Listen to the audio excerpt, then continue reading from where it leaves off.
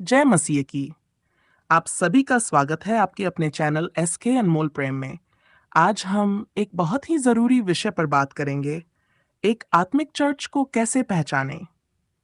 क्या आपका चर्च आत्मिक या केवल एक धार्मिक संस्था बन गया है? क्या वहां परमेश्वर की आत्मा काम कर रही है या केवल बाहरी दिखावा है? इस पूरी वीडियो में हम यही जानेंगे और अंत में आपके लिए एक आत्मिक प्रार्थना भी की जाएगी। इसलिए वीडियो को अंत तक जरूर देखें। अगर आपको ये विषय अच्छा लगे तो कृपया वीडियो को लाइक करें, चैनल को सब्सक्राइब करें और दूसरों के साथ जरूर शेयर करें। आइए शुरू करते हैं।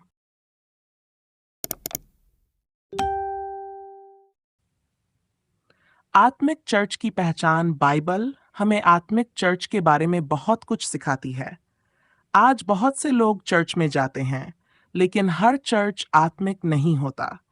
कुछ चर्च केवल रीति रिवाज, प्रोग्राम और धर्म की शिक्षा देते हैं, लेकिन वहां परमेश्वर की आत्मा का वास नहीं होता। इसलिए मसीही जीवन जीने वाले हर व्यक्ति के लिए ये जानना जरूरी है कि सच्चा आत्मिक चर्च कैसा होता है। प्रभु यीशु मसीह केंद्रित उपासना आत्मिक चर्च की पहली और सबसे बड़ी पहचान है कि वहां की उपासना, संदेश और सेवा सब कुछ केवल प्रभु यीशु मसीह पर केंद्रित होता है। यूहन्ना अध्याय 14 पद 6 में यीशु ने कहा, मार्ग, सत्य और जीवन मैं ही हूं। बिना मेरे द्वारा कोई पिता के पास नहीं पहुंच सकता। एक आत्मिक चर्च केवल यीशु मसीह को ही उद्धारकर्ता और प्रभु मानता है, न कि किसी और को। दूसरा, वचन की सच्ची शिक्षा दूसरी पहचान है। परमेश्वर के वचन की शुद्ध और निर्भीक शिक्षा। तिमुथियुस दूसरा अध्याय 3 पद 16 और 17 में लिखा है, हर एक शास्त्र परमेश्वर की प्रेरणा से रचा गया है और शिक्षा, समझाने, सुधारने और धर्म की शिक्षा देने के लिए लाभदायक है। आत्मिक चर्च वचन को काट छांट कर नहीं सुनाता, न ही लोगों को खुश करने के लिए वचन को बदलता है। वहां परमेश्वर का वचन वैसे ही सुनाया जाता है जैसे लिखा गया है। तीसरा, आत्मा के फल। गलातियों अध्याय 5 पद 22 और 23 में आत्मा के फलों का वर्णन है। प्रेम, आनंद, शांति, धीरज, कृपा, भलाई, विश्वास, नम्रता और संयम।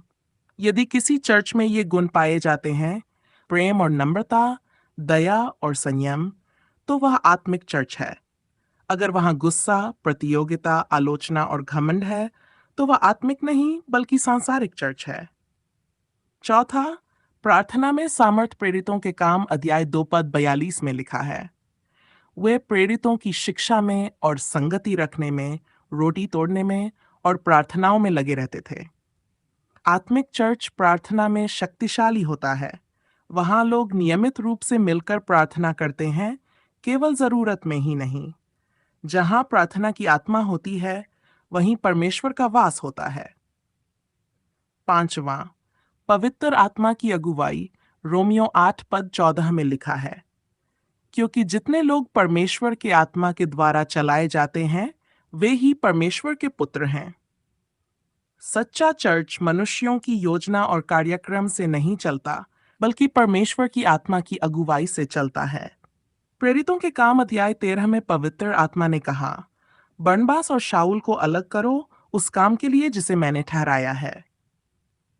छठवां, प्रेम पूर्ण संगति। यूहन्ना पद 35 में प्रभु यीशु ने कहा, यदि तुम एक दूसरे से प्रेम रखोगे तो इसी से सब जानेंगे कि तुम मेरे चेले हो।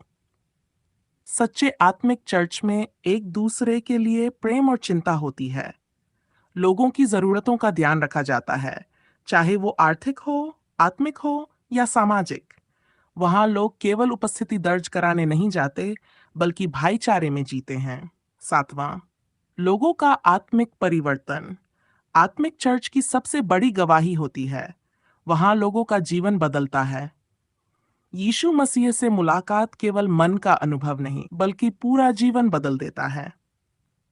दूसरा कुरिन्थियों अध्याय 5 पद 17 कहता है, जो मसीह में है वह नई सृष्टि है, पुरानी बातें बीत गई हो, सब कुछ नया हो गया। आठवां, सेवकाई और प्रचार में सक्रिय। प्रेरितों के काम अध्याय 1 पद 8, परंतु जब पवित्र आत्मा तुम पर आएगा तब तुम सामर्थ पाओगे और यरूशलेम, यहूदिया, सामरिया और पृथ्वी के छोर तक मेरे गवाह होंगे। आत्मिक चर्च अपने भीतर सीमित नहीं रहता, वह बाहर निकलकर यीशु का प्रचार करता है, सेवकाई करता है गरीबों, बीमारों, पीड़ितों के बीच। 9वां, पवित्रता की शिक्षा और जीवन, पहला पतरस अध्याय 1 पद 16, क्योंकि मैं पवित्र हूँ।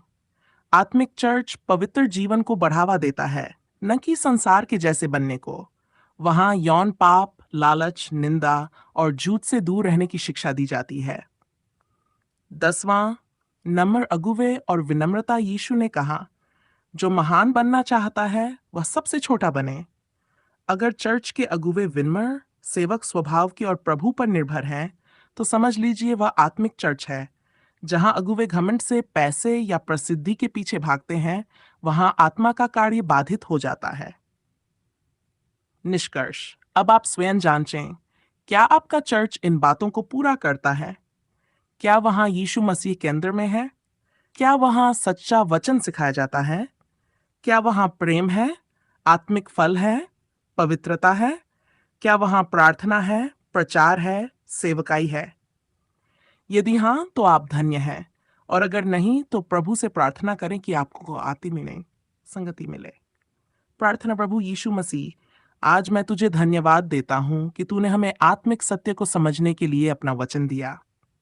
हे पवित्र आत्मा, हमारी आंखें खोल ताकि हम सच्चे आत्मिक चर्च की पहचान कर सकें। यदि हम गलत संगति में हैं, तो हमें निकाल और अपने मार्ग में ला। मुझे एक ऐसे चर्च में जोड़ जहां तेरा वचन सिखाया जाए, जहां प्रार्थना हो, जहां प्रेम और पवित्रता हो, और मेरे जीवन को भी ऐसा बना कि मैं दूसरों के लिए आशीष बन सकूं। यीशु के नाम में प्रार्थना करता हूं।